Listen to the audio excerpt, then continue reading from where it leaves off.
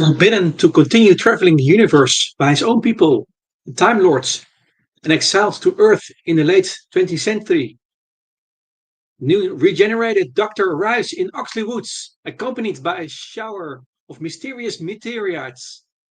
Investigating the occurrence is the United Nations Intelligence Task Force, UNIT for short, an organization which had previously been associated with the Doctor during the Cybermen's invasion. Led as before by Brigadier Alastair Gordon Lethbridge Stewart, UNIT is soon in action when people and meteorites start going missing.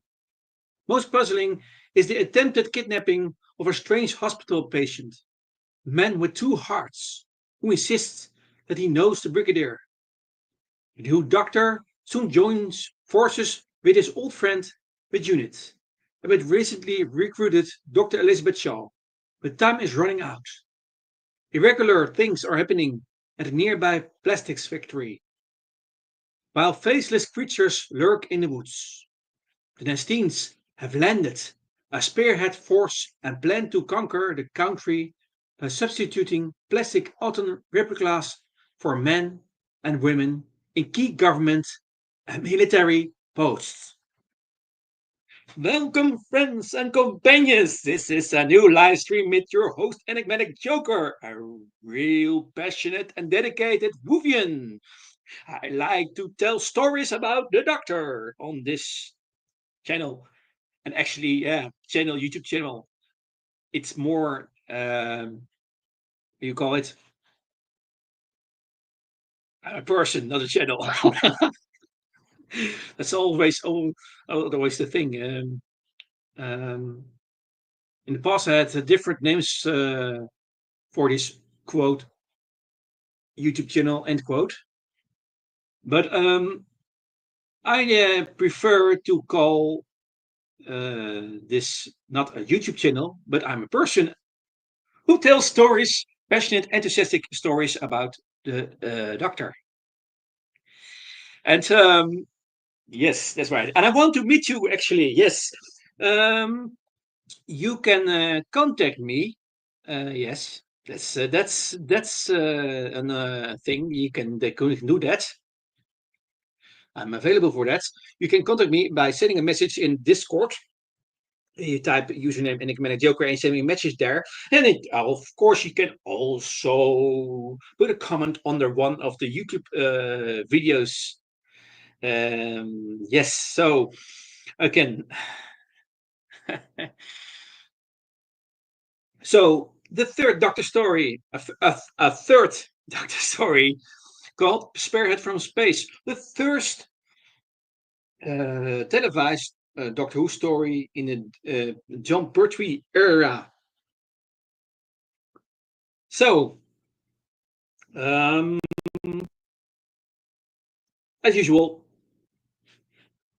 do some general info about this story. Then we dive into the plot. Spoiler alert. Do some world building, some interesting notes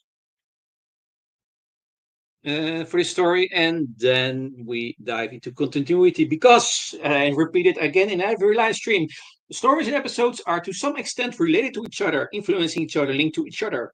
So there's something like continuity. It's always an interpretation of the fan, of course. But, by the way, when I rewatch stories and episodes, I always discover new things, new interesting things, and new things I'm enthusiastic about. So that's also a thing. Okay, for the record, for its entirety, the companions in this story are the Brigadier Lethbridge Stewart and Liz Shaw. The main enemy in this story is the Nestine consciousness and Channing. The main setting is Oxley Woods, Unit HQ, and Ashbridge Scottish Hospital and Autoplastics in London, 20th century. So for the record straight, it's a format of four 25-minute episodes. And this story ran on the beginning of the 70s, actually, January 1970. So, okay, let's go. So, Spearhead from Space was the first serial of season 7 of Doctor Who. Continuing from the final episode of the War Games with the second Doctor Patrick Troughton, the story marked the introduction of John Pertwee as the third Doctor, as well as significant change in the format of Doctor Who. The Doctor was from now on serving his Time Lord imposed sentence of exile on Earth. It also continued some elements from the Web of Fear and the Invasion, in depicting a renewal of the Doctor's association with UNIT and reintroducing Nicholas Courtney's Brigadier as head of its British branch. Both would be regular features of this area of the program. And of course, the stories, the Web of Fear and the Invasion, are set in the Second Doctor era with Patrick Troughton.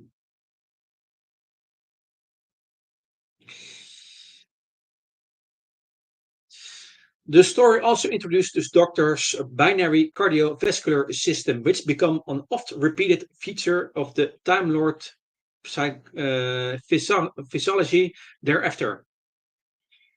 Moreover, it introduced both the Nestine consciousness and its android agents, the Autons, who reappeared in future stories. Russell T Davies used this story as a template as he wrote the first episode of the 2005 series with Christopher Eccleston, Ninth Doctor. It also had some common features with both Stephen Moffat's and Chris Chibnall's first stories as producers, in that both this story, The 11th Hour, with the 11th Doctor Matt Smith, and The Woman Who Fell to Earth with the 13th Doctor Jodie Whittaker, introduced a new Doctor and new companions after the departure of all those from the previous story, effectively making as a quote, clean break, end quote, from the previous era of the show. It was a whole new era. And by the way, also a new decade, the 70s, with other things in it. So Spearhead from Space was also the first Doctor Who serial to be produced in color. Previous stories were all in black and white. The era of William Hartnell and Patrick Troughton was all black and white. So behind the scenes, it was the last contribution of producer Derek Sherwin after he was convinced by his Doctor Who predecessor Peter Bryant to join him on the BBC's crisis hit detective drama Paul Temple in the middle of principal photography. At the BBC studio, cameramen walked out on strike between the time of location filming and the first studio recording date, demanding more money for operating the technically more sophisticated new electronic color cameras. This required Sherwin to commit the story to a 60mm film, since the film cameramen were in a different union, and therefore not on a strike. Spearhead from Space thus became not only the first color Doctor Who story, but also the only story to ever be shot entirely on film. Over 40 years later, Sherman's decision to switch to film made it possible for Spearhead to easily adapt to new media. It's the first Doctor Who story of the classic era, discounting the 1996 tele movie with the 8th Doctor Paul McGann, to be released in the Blu-ray format. And the first classic story to receive each day remastered specifically for the format. So, my friends, the companions, this is some general info of this story, this wonderful story, the kickoff of the Third Doctor's era. So, we dive into the plot episode by episode, as usual. Spoiler alert: if you haven't or watched this story, I highly recommend you to do that. Otherwise, you spoil it. Bye. So, let's go. Plot. Episode 1. It's the late 20th century on Earth, and there is a heat wave in England. At the tracking station, a radar technician is scanning the screen and calls for the duty officer. She comes in, and he shows her what looks like a meteor storm. But when they scan closer, it emerges that the meteors are flying in formation. A local poacher, Sam Seeley, hears the meteors falling to the ground and runs for shelter.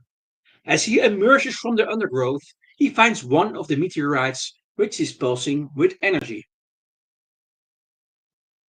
The radar technician remarks that the meteorites have landed in Oxley Woods, in Epping. He cannot get over the fact that they were in formation. The unit officer has phoned her superior, who also does not believe they were meteorites. The technician wonders what else they could be. The TARDIS also materializes in Oxley Woods, and a newly changed Doctor, still dressed in his previous incarnation's black frock coat and check trousers, emerges and collapses to the ground. Meanwhile, at Unity headquarters, Brigadier Lethbridge Stewart interviews Dr. Elizabeth Shaw of Cambridge University for the position of Unit's scientific advisor. She says she has been approached by the security services before and is not interested. Brigadier says that unit personnel are not actually spies, that they deal with the odd and unexplained on Earth and even beyond. He's rather dubious at the prospect. Brigadier tries to entice her by talking about a tin funnel of superheated air that has heralded the landing of meteorites at the same place twice in the last 6 months. This intrigues Dr. Shaw. The doctor is brought into a local hospital, where Dr. Henderson says he will examine him. The brigadier tries to explain the importance of UNIT, saying that there are 500 planets known to be capable of supporting life, and that Earth needs to be prepared, adding that Earth has drawn attention to itself over the years. This is openly derisive. When the brigadier claims that Earth has interacted with alien races, the brigadier mentions a mysterious man known only as the Doctor, who has aided UNIT in the past.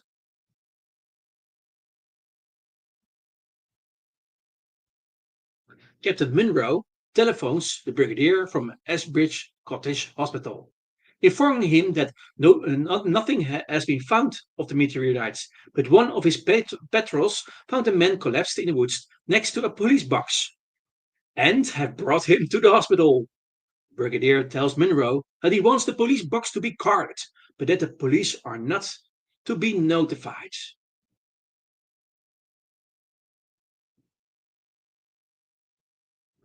At the hospital, Dr. Henderson looks over his patient's x-rays and is incensed that someone in the radiography department has played a joke, making him appear to have two hearts. En route to voice his anger, he receives a page from Dr. Lomax in the pathology lab. Lomax is similarly furious with Henderson for sending him non-human blood, but Henderson assures Lomax that he took the blood sample himself, that even if the patient's blood is different, he still has to look after him. Alas, Mullins, a porter, overhears the Dr. Henderson's end of the conversation and goes to the hospital telephone booth to contact the press in the hope of a reward telling them of the strange things happening at the hospital. Meanwhile, in Oxley Woods, Sam Seeley has returned for the meteorite with a shovel and a burlap sack normally used for poaching.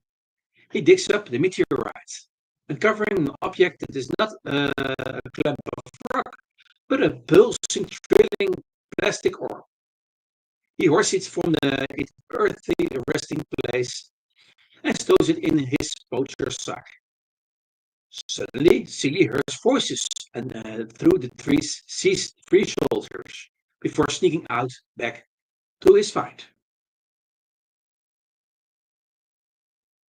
At the hospital, the doctor wakes up and leans over the side of his bed, looking for his shoes, but a nurse puts him back into bed.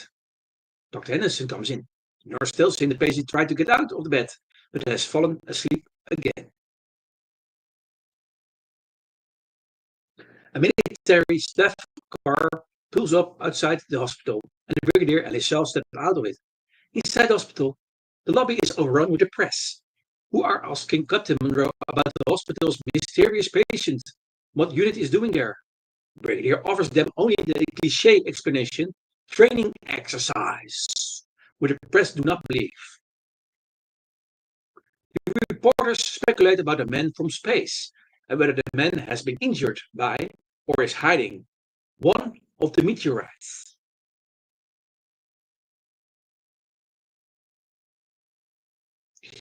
The furious brigadier orders that the guards at the police box are to be issued live ammunition.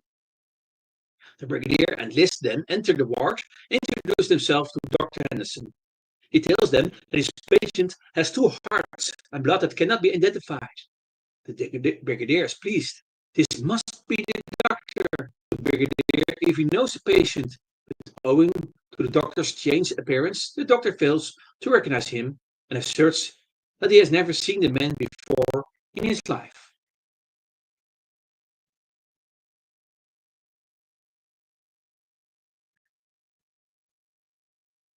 The doctor wakens and recognizes the brigadier, much to the latter's confusion.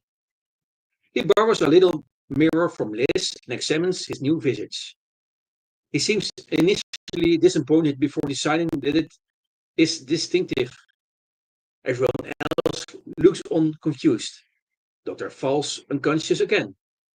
Doctor tries to wake him, but Dr. Henderson stops him.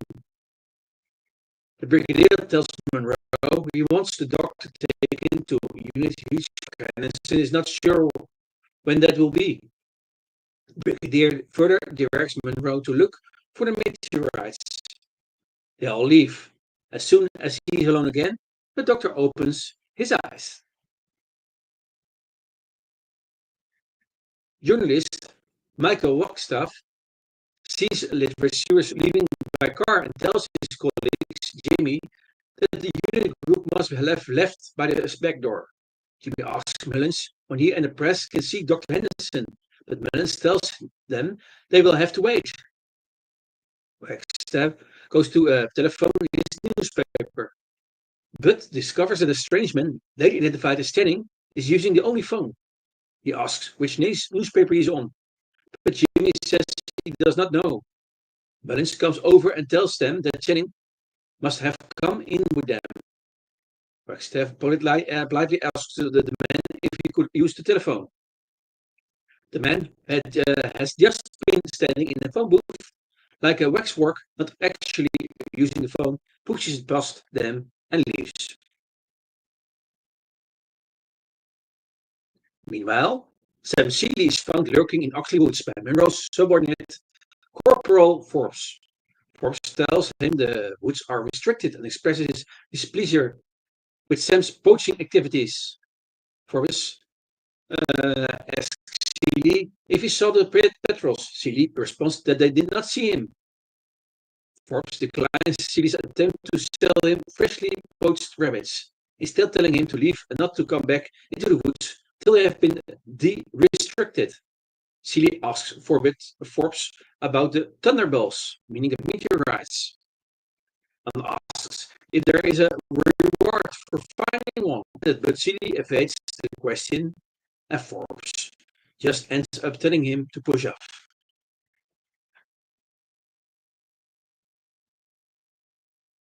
At the cottage hospital, the doctor wakes up and leans out of bed again, still looking for his shoes. But the nurse tells him that he is not going anywhere. Dr. Henderson enters, and the nurse tells him the doctor's pulse has settled down to a mere 10 beats per minute.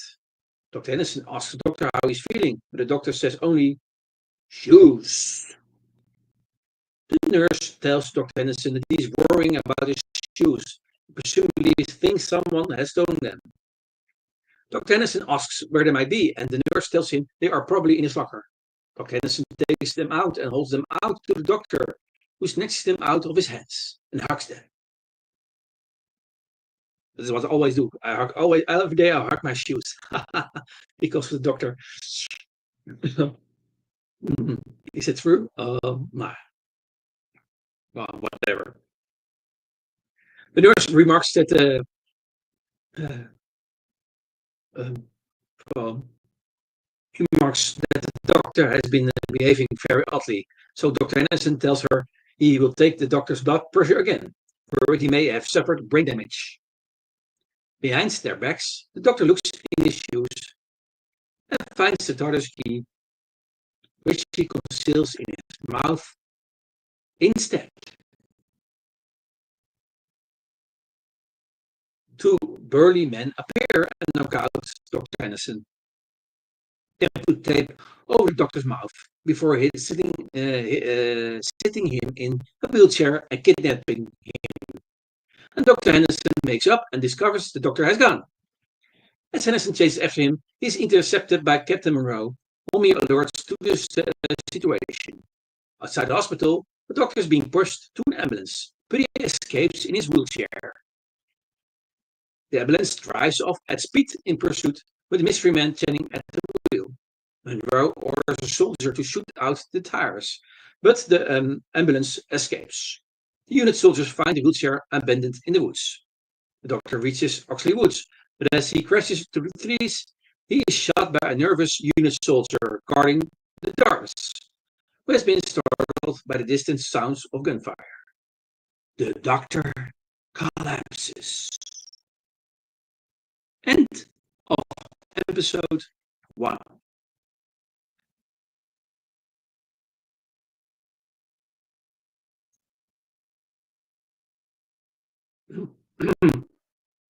Episode 2. Corporal Forbes is incensed by the soldiers' action.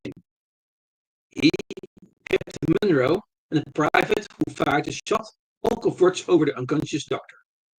The doctor has returned to the hospital, and the brigadier questions Dr. Henderson about his condition. The bullet only grazed his skull, but the doctor is in a deeper coma than Dr. Henderson has ever seen, which Henderson speculates is self-induced. Henderson still states that the doctor cannot be moved. Before it says the unconscious doctor's hands to be pried open in order to get it.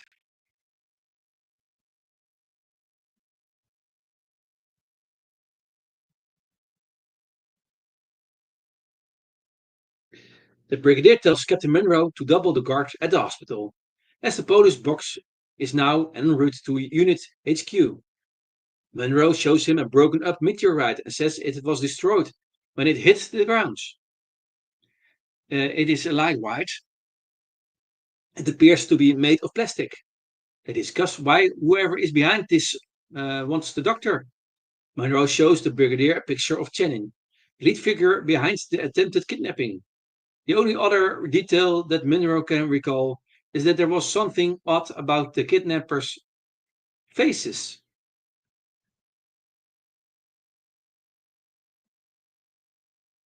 At the nearby autoplastics factory, salesman John Ransom visits the production manager George Hibbert, tailed by the mysterious Channing. Ransom argues with Hibbert over his sudden sacking and the cancellation of production of the new toy doll which Ransom had designed and sold to an American company. Ransom also demands to know why everything and everybody has changed in the factory and asks what is going on inside his old workshop, which now has an out of bounds sign on the door. Hibbert tells him they have developed a new process and have a new policy. They have stopped manufacturing dolls and have turned over to other work. Ransom asks why he can't get into his old workshop and is then told by Hibbert to stay away from there and not go in, as it isn't safe. Ransom personal tools and equipment will be sent on to him. He wants to know more, but Channing appears and Hibbert seems to go into a trance. He then comes to and tells Ransom there is nothing more to discuss before dismissing him. As he leaves, Ransom tries to investigate his workshop, but Channing again appears and Ransom has to depart.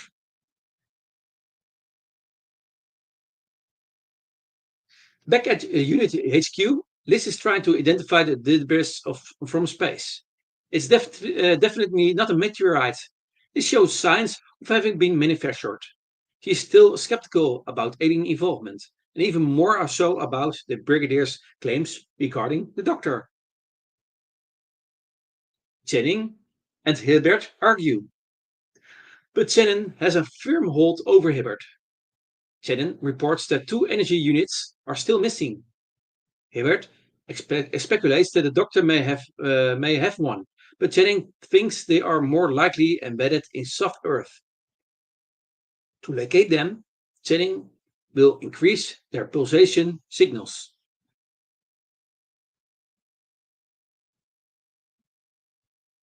Meanwhile, Seeley removes the meteorite he found from an old metal trunk in his garden, shed, and takes a closer look at it. As he does so, a mannequin dressed in blue overalls that looks superficially human, at least from a distance, comes to life in the woods. Seeley's wife Meg comes into the garden and he hurriedly pushes the energy unit out of sight into the shed. Meg inspects the trunk to make sure he's not hiding stolen goods in it. After seeing that it contains only an old blanket, she tells Sam she will not have the dirty old trunk in the house. After she goes back in the house, Celia again hides the energy unit in a solid metal trunk, muffling the thrilling effect. In the woods, the hunting mannequin loses the signal and deactivates.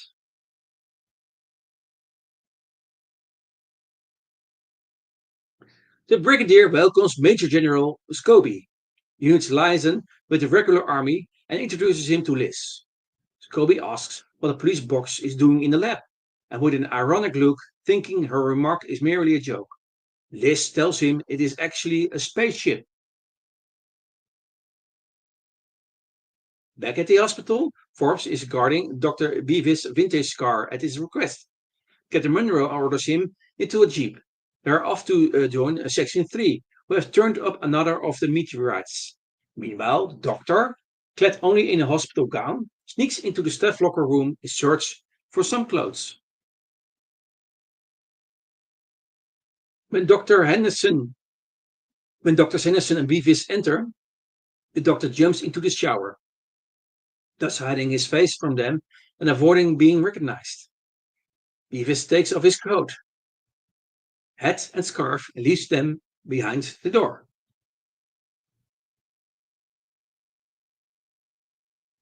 As the unit's soldiers dig up a pulsating, thrilling meteorite, the elephant standing silently in the woods begins to move again, swinging from side to side like a radar scanner until it locks onto the signal. The doctor has dressed himself in a selection of patient's clothes as he has borrowed and adds Beavis' hat, cloak, and overcoat. As he escapes, an alert is raised. Hurriedly tries to find a car to steal, settling on Dr. Beavis' antique jalopy. At Unit HQ, the Brigadier is told of the doctor's escape. He says that the doctor will home in on the TARDIS.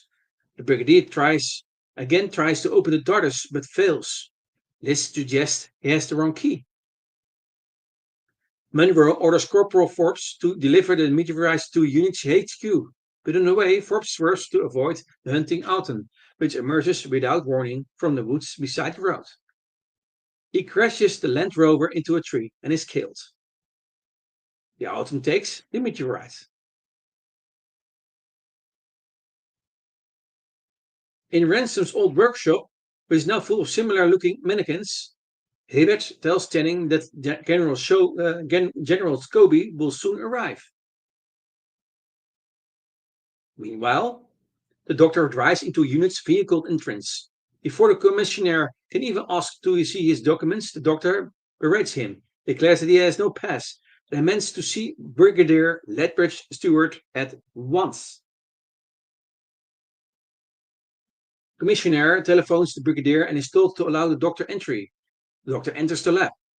When asked how he knew where to find Unit HQ, he shows the Brigadier his wrist watch, which doubles as a TARDIS magnet.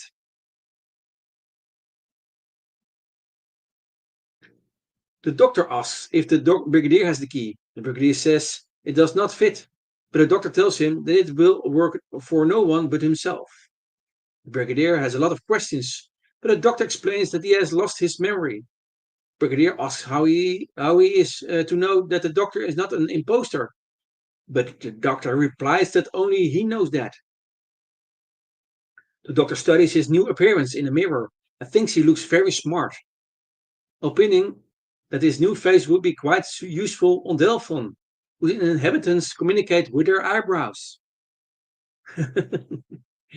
The brigadier introduces him to Lesial, to whom he says, "How do you?" He does so in Delphon, using his eyebrows.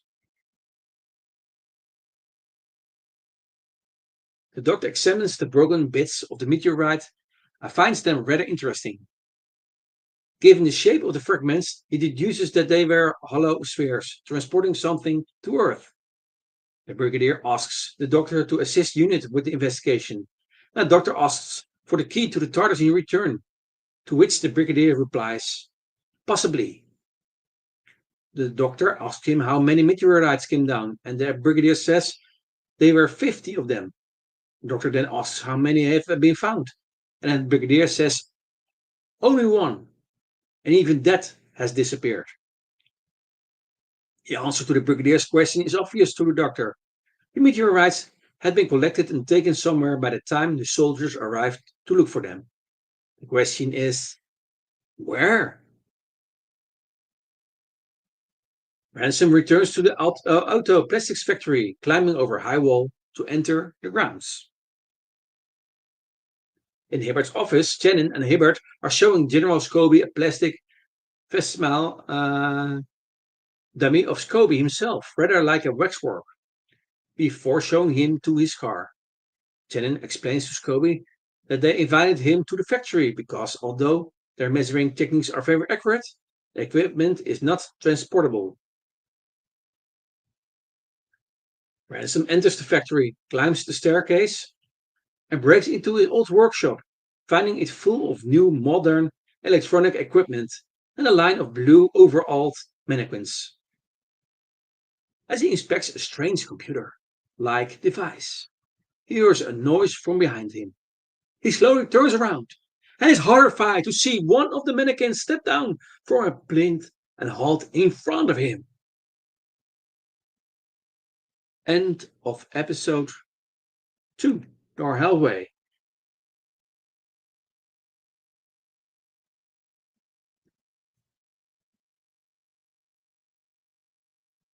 Episode 3.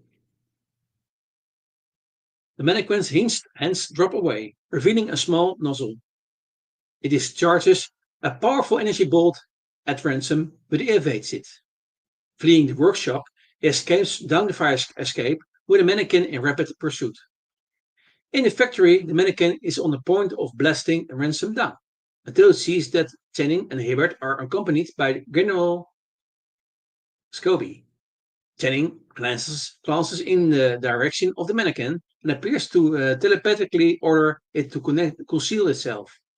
In the car park, as the general bids them goodbye, Channing refuses to shake his hand. It would be too obvious that he was not human.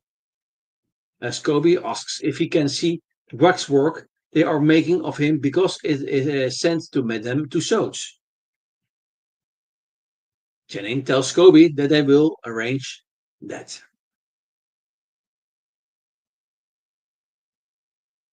Later, Channing and Hibbert discuss the fact that Ransom was here. Channing knows because the machines registered his brain pattern. Channing says he will send an Auton. Hibbert protests, saying it will kill him. Channing brainwashes him and convinces him that it is a good thing. He sends an Auton off. Meanwhile, a terrified Ransom runs out into Oakley Woods, where he collapses and is rescued by a unit. McSeely discusses the local goings-on with her husband. She is sure that the meteorites are linked into the soldiers' activity. Ransom is shell-shocked and can only mutter something about creatures made in the factory. Monroe sends him to Unit's HQ. The doctor and Liz can get no readings from the energy unit. Liz is frustrated. The doctor blames the primitive equipment. He says he has a lateral molecular rectifier in the TARDIS that he could use. Liz is dubious. The doctor assures her that the TARDIS is not just a police box. It is in fact dimensionally transcendental. He persuades Liz to try to get the key from Brigadier. In a unit tent, Captain Monroe telephones headquarters and is confident that his cordon will keep whoever took the meteor from getting far. CD is brought in after asking about the reward for a thunderball, and Monroe demands to know where he found one. Seeley pleads ignorance. Jennings reports that the Alton has lost track of Ransom. Hibbert is concerned that he may end up at the unit. Hibbert is also worried that the swarm leader, Meteor, is still missing. But like Monroe, Jennings is confident that it will be found.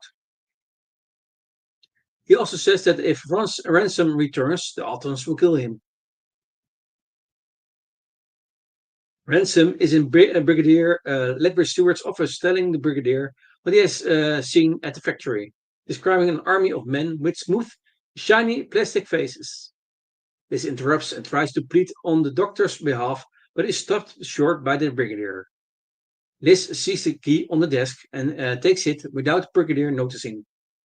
The Brigadier is skeptical of Ransom's story. He notices that the key is gone. Liz hands the key to the doctor. She is shocked when it turns in the lock, due to the fact that it failed to do so when the Brigadier tried it. The doctor states it has a metabolism detector. It disappears into the TARDIS. Brigadier enters and corners Liz. He calls her gullible and says they will never see the doctor again now.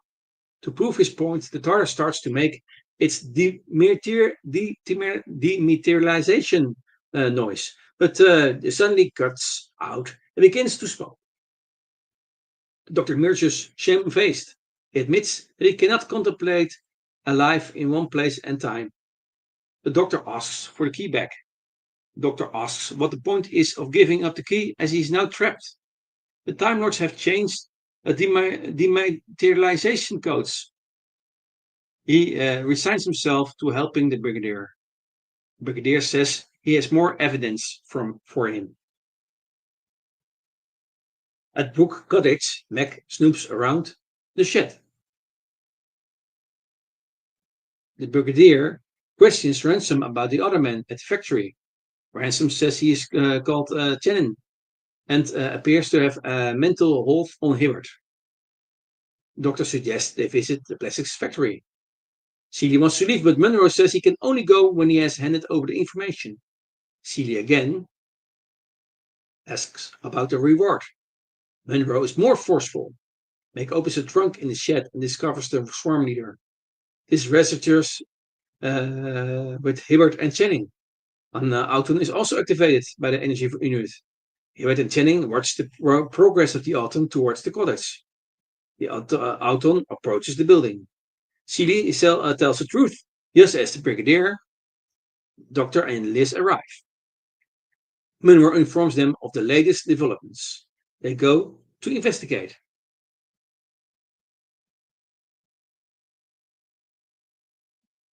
Meg puts the energy unit back in the trunk. Suddenly, she hears a strange noise coming from inside the house. She enters the house and encounters an Auton that's broken in and is knocking things over in its search for the swarm leader. Meg runs outside into the garden and gets Sam's shotgun out of the shed. When the creature emerges from into the garden, Meg loads the gun, aims it, and warns the Auton, "You get away from here, or I'll blow a hole in you." The Auton ignores the warning and keeps advancing. Meg fires, but the shotgun blast has no effect on the Auton. It continues to approach.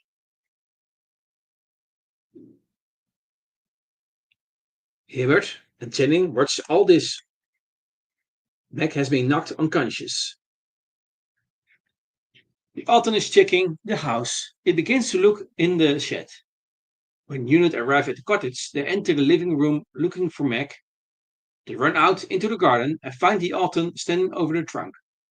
The soldiers and the brigadier shoot at the Alton. The brigadier calls for a platoon.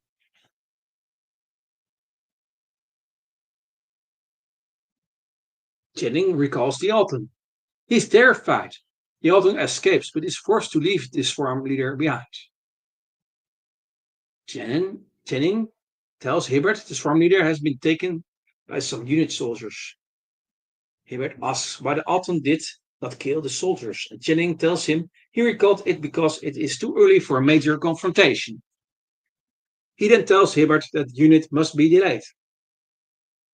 He also notices Ransom's brain pattern back in the area and sends an Alton to kill him.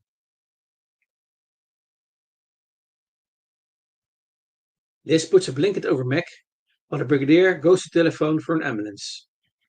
The doctor investigates the meteorite and tells Liz a signal for it must have been muffled by the metal from the trunk it was in. Liz tells him to be careful with it as it may explode, but the doctor tells her it will be all right as long as they treat it gently. Liz is worried that the Auton will return for it.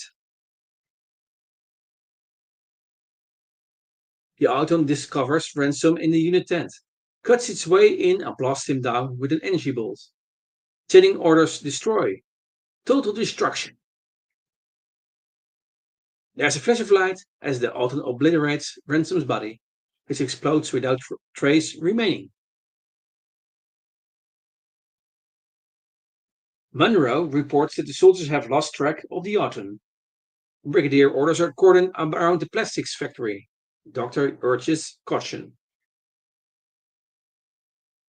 When he discovers Ransom's disappearance, the brigadier is infuriated with the sergeant whom he had left in charge. The sergeant had posted a guard at the front of the tent, but left the back unguarded, allowing what appears to have been Ransom's abduction. The doctor presumes Ransom has been taken to the plastics factory, and off they go to investigate.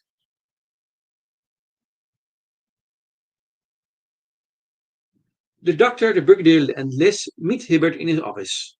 Jennings overlooks their entrance. The brigadier tells him about Ransom's story, omitting that they too had encountered the Alton. Hibbert denies everything and insists that Ransom was making up stories to discredit Autoplastics after being let go for his supposedly impractical ideas to produce electronic dolls.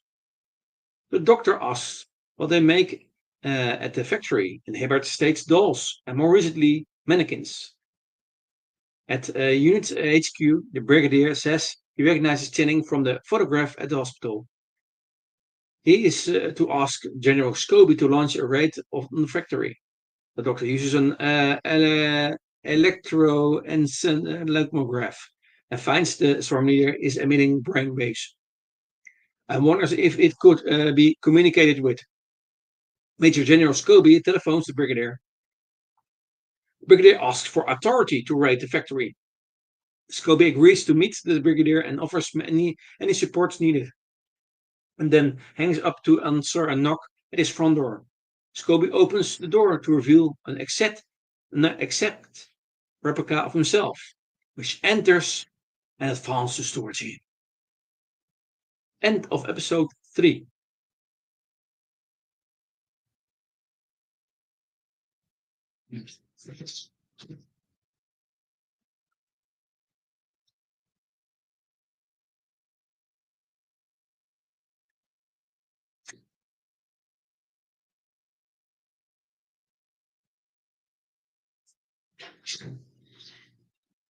Episode 4. At Unit, the doctor and Liz are investigating the meteorite. The doctor says that inside it is part of a brain that makes up a larger consciousness. He speculates that it is sending signals to the other globes. Just then the buzzer sounds and the brigadier picks up the telephone. It is General Scobie's replica, who tells the brigadier the factory is off limits and that there is to be no raid. Before the brigadier can argue with him, he hangs up. The brigadier crossly puts the phone down, telling the doctor he will go over Scobie's head to the Home Secretary or Geneva. He tells the doctor the replica of General Scobie made by autoplastics probably flattered him.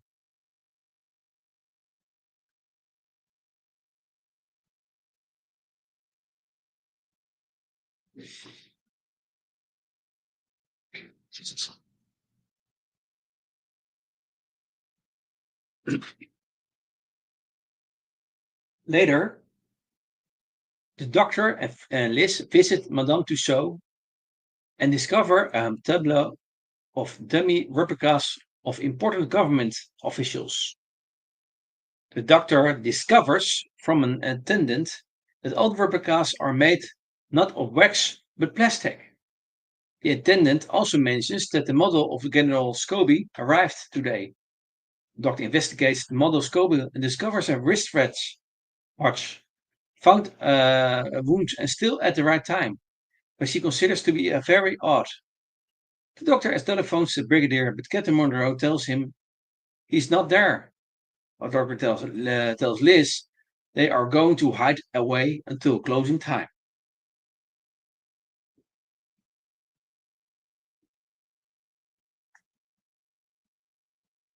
In the factory workshop,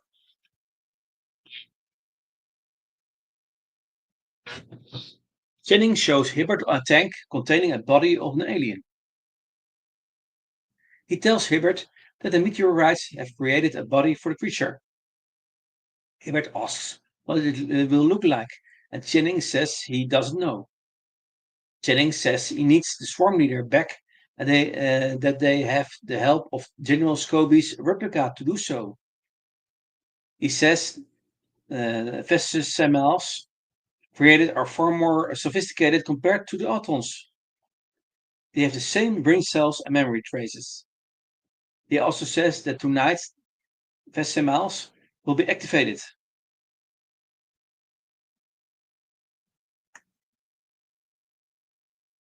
In the doctor's lab, General Scobie's replica has arrived, along with two military policemen, and orders Monroe to hand over the last meteorite. Monroe is reluctant, but Scobie threatens to have him arrested if he doesn't. Meanwhile, at the waxworks, an attendant turns off the lights and leaves the room. The doctor enters the dark room with a torch. Liz is frightened, but the doctor tells her that there is nothing to be scared of. Liz asks if he thinks the model of Scobie is the real Scobie. He says that it is what he suspects. Just then, the doctor and Liz hide behind the curtain as Channing and Hibbert enter the room. Channing senses an alien life form and Hibbert asks if it could be Scobie. From behind the curtain, the doctor and Liz watch as the Vestamals are activated and leave the room. Channing tells Hibbert the Vestamals are take their places and start their work. The doctor and Liz hear the door close and emerge only to meet Hibbert. The doctor tells him about the Autumn that killed Ransom. Hibbert tells the doctor he had to kill Ransom because Channing told him to. But the doctor convinces him to realize that Channing is controlling his mind and that he is Hibbert's enemy. Hibbert says that Channing is his partner. The doctor tells Hibbert that he has to escape from Channing and asks him to come to unit so he can help him. Just then, Channing enters the room again, and the doctor and Liz hide just in time. Channing orders Hibbert to come with him, as they have finished their task. Later, the doctor and Liz tell the brigadier about the waxworks and tell him he has to move against the factory quickly. In Channing's workshop, General Scobie's replica tells Channing that if the doctor and unit move against him, he will stop them. Scobie also says that Hibbert can be disposed with, as he has served his purpose. Channing takes the meteorite and puts it under a pipe, which sucks the meteorite into the body. Channing tells Scobie's Rebecca that in the morning, the Autons will be activated. In the lab, the doctor is building a device to destroy the Autons. At dawn, the Autons posing as shop window mannequins are activated. They smash their way out and kill anyone who gets in their way, including a policeman and a queue of people at the bus stop. Back in the lab, the brigadier tells the doctor that the Alton invasion has started.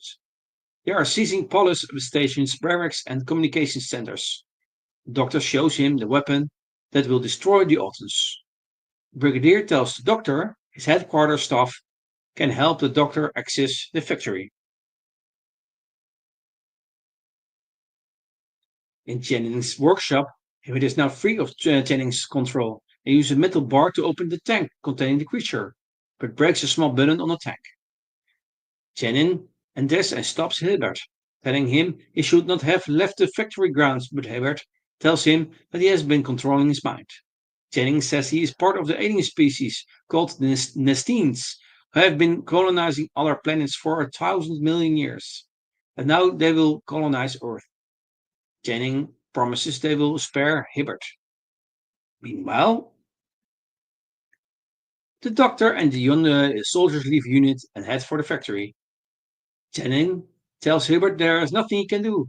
Hibbert attempts to kill Jennings and the Autos by hitting the tank with a pipe, but is killed when an Alton shoots him with an energy bolt. Jennings orders the Alton, destroy! Total destruction! And like Ransom before him, Hibbert's body explodes into nothingness. The doctor and the soldiers reach Plastic's factory. The doctor opens the door and everyone enters the factory grounds. Jennings is alerted to the intruders. Just then, General Scobie's replica arrives with unit forces and tells the brigadier that he and his men are under arrest. Doctor points his device at General Scobie's replica and the replica collapses. A soldier accuses the doctor of having killed General Scobie, but the doctor tells him he was never really alive. He turns the body of Scobie over to reveal the face of a mannequin. Meanwhile, in Madame Tussauds, the real General Scobie suddenly awakes and there are gasps of surprise from visitors. The brigadier explains the situation to the unit forces whilst the doctor and Liz sneak away. They enter the factory and the doctor uses his device on a passing Alton. An army of Altons enter the grounds. The soldiers attack them, but they discover the creatures cannot be destroyed by gunfire. The doctor and Liz enter Jennings' workshop. The doctor sneaks up on Jennings, who tells him that the doctor is too late. Jennings explains that the Nestine are a collective and killing just one of them will not work. The doctor says that means there must be a way of destroying them collectively. Jennings says that they are indestructible. The Altons are slaughtering unit soldiers outside. The doctor tells Jennings that with his device he can destroy him and the Altons. Jennings says, no one can destroy the Nestines, and turns up the tank to full power. Doctor finds his weapon is not working. Doctor goes over to the machine and discovers that the Nestine consciousness has created a monstrous tentacled body for itself. The creature roars in anger and wraps its tentacles around his mouth. As the doctor struggles with the creature's tentacles, Liz finds the trouble. A loose connection. She fixes it and uses the doctor's machine to shut Nestine consciousness down. Without the motive power of the consciousness, the Autons collapse. The invasion is over. Liz is glad to see the doctor is all right, but then she discovers Channing. He has been revealed to be nothing more than a sophisticated Auton, and has likewise been deactivated. At Unit HQ, the doctor and Liz explain that the machine was a simple ECT, electroconvulsive therapy device. The doctor asks if they might attack again. Doctor says that they are telepathic, so it's possible. The brigadier floats the offer to the doctor to let him work on means to repair the TARDIS, while also helping units stop future alien invasions. The doctor, with misgivings, accepts the offer. Once Lethbridge Stewart agrees to help him find a car and clothes similar to those he had stolen at the hospital, as well as providing him with a laboratory, equipment, and the services of Dr. Shaw. Brigadier goes to prepare the paperwork but stops, realizing that he doesn't even know the doctor's name. Smith, says the doctor, with a smile. Dr. John Smith. And that, my friends and companions, is the end of the plot of the story.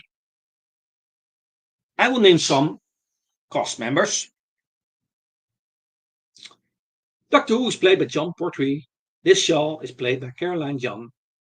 Brigadier Lethbridge Stewart is played by Nicholas Courtney.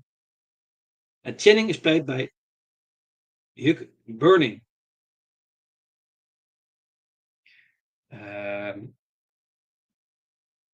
Major General Scobie is played by Hamilton Dice. And so there are some. Ransom is played by Derek Smee. Hibbert is played by John Woodnut.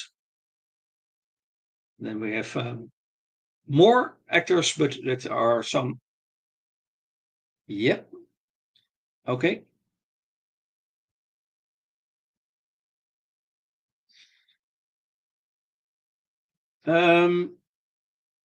Some things. The TARDIS lock has a metabolism detector.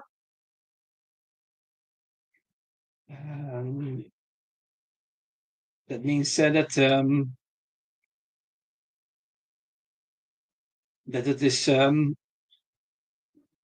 metabolism detector is a mechanism in the Doctor's TARDIS which allowed no one to enter it with TARDIS key except for the Doctor.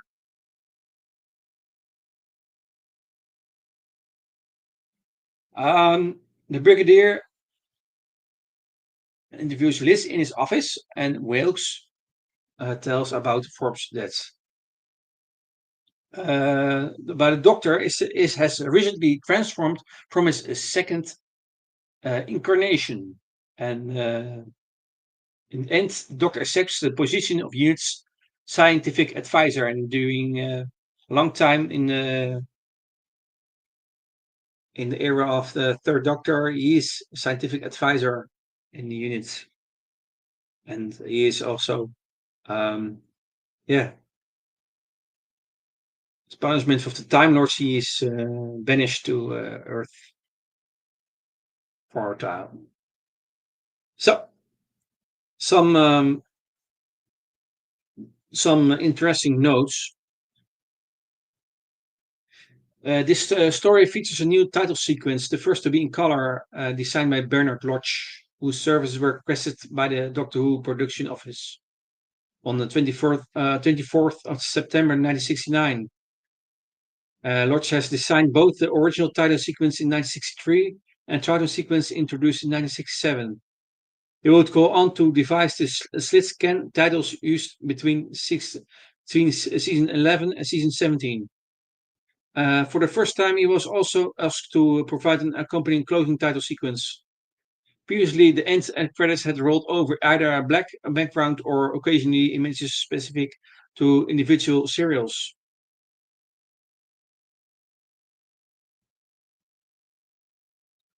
Lodge himself accepts that the previous two title sequences he designed for the program had featured typography rather than a deliberately designed logo.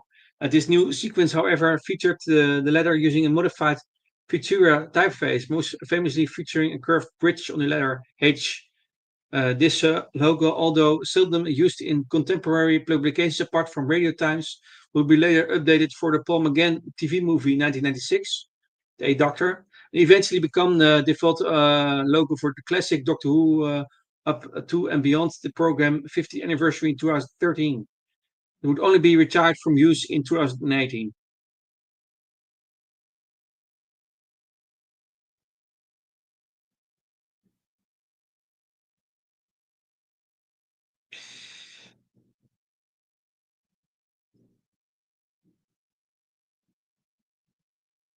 Okay. Um,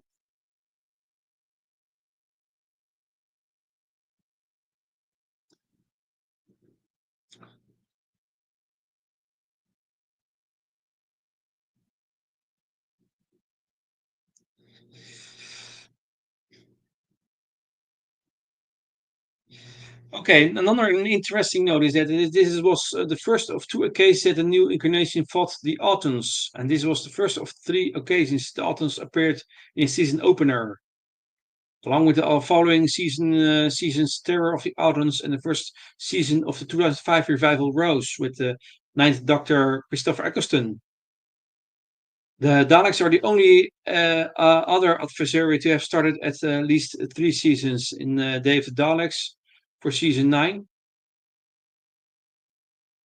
Um, Destiny of the Daleks for season 17. And Remembrance of the Daleks for season 25 with Sylvester McCoy. And arguably Asylum of the Daleks for series 7. And The Messiah's Apprentice, The Witch's Familiar for series 9. As the Doctor, the Widow, and the Wardrobe. That's what 11th Doctor. And Last Christmas can be counted as being separate from the start of the regular series. Um, this serial is the first time it is established that the Doctor has two hearts.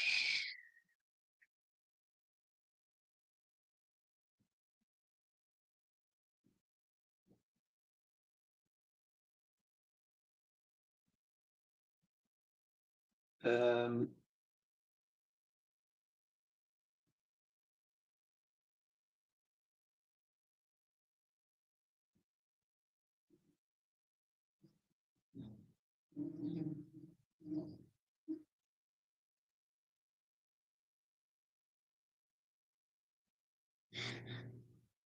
okay, let's see.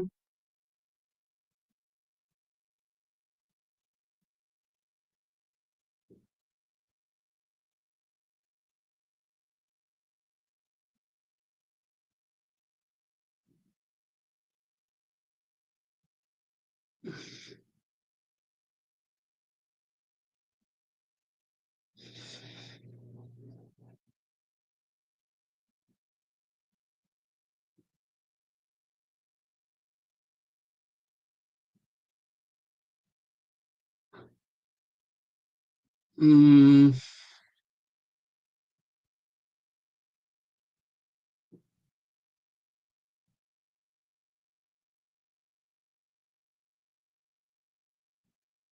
okay, we go to some continuity and context because I repeat myself. I have a live stream. Doctor Who stories and episodes in Doctor Who universe, to some extent relate to each other, from influence to each other, link to each other, and refer to each other. There are some things. Okay. These events appear to continue on immediately after the Doctor's forced regeneration. See the TV story The War Games with the second Doctor, Patrick Troughton, met zijn companions Jamie McCrimmon and Zoe Harriet.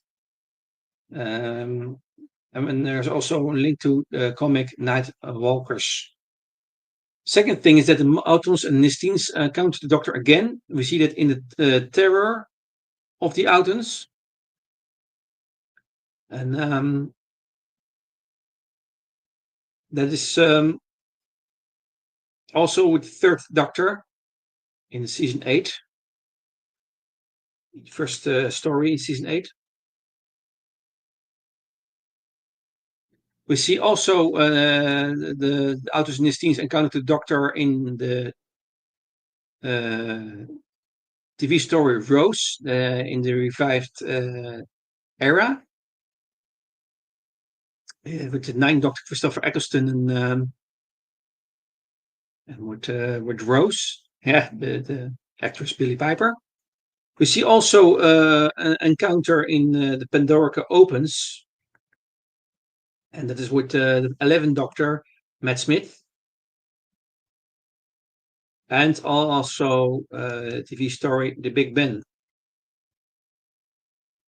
That's with also with the 11th Doctor in it was in the last episode of Series 5.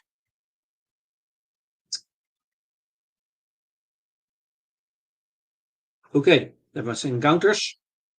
Another thing, a third thing is that a unit have encountered the Doctor before in TV Story The Invasion with the second Doctor, Patrick Troughton.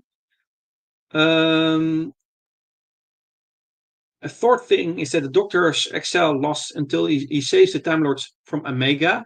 We see that we see that in TV Story The Three Doctors,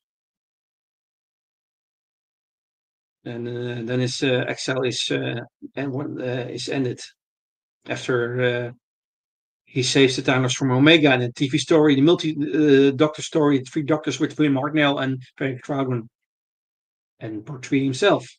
Another thing is that the freshly regenerated Doctor has a visible tattoo on one arm, which can be seen during the shower sequence. Pros Christmas on an original planet suggests that this convict tattoo was applied to the Doctor by the Time Lords to mark him as an exile or criminal. Another thing is that when asked by Liz what discipline he is a doctor of, the Doctor replies, practically everything. He again states that he is a doctor of everything. In his fifth incarnation, in the TV story Form to Doomsday, that's with Peter Davison, and reportedly gives a similar response during his 10th incarnation. David Tennant linked to TV story Utopia. Another thing is the Doctor mentions the Delphin language, which only uses eyebrow movements. This language is mentioned again by the 10th Doctor in TV story Planet of the Dead, and the 14th Doctor in TV story The Giggle. Another thing is that Doctor is revealed for the first time as having two hearts, as is later often noted. You see, for example, in TV story Robot, Genesis of the Daleks, Dalek, and the Christmas Invasion, etc., etc. Two hearts. Another thing is that in the parallel universe, the Doctor's excel on Earth did not begin until 1997. Consequently, he was unable to act as unit's scientific advisor, meaning that the units were forced to fend for themselves in numerous alien incursions of the 1970s. In this instance, the Altons were defeated through the plastic purchase, which had a severe effect on the British economy. We see that in audio Sympathy for the Devil.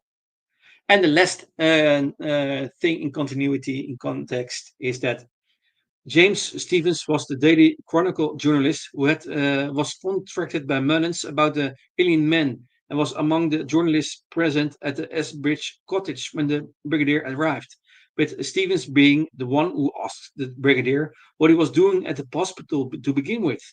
It was this initial encounter with UNIT which sparked much of Stevens' subsequent investigations into the organization. We see it in prose, Who Killed Kennedy? And that's, my friends and companions, is all I have to say about this story.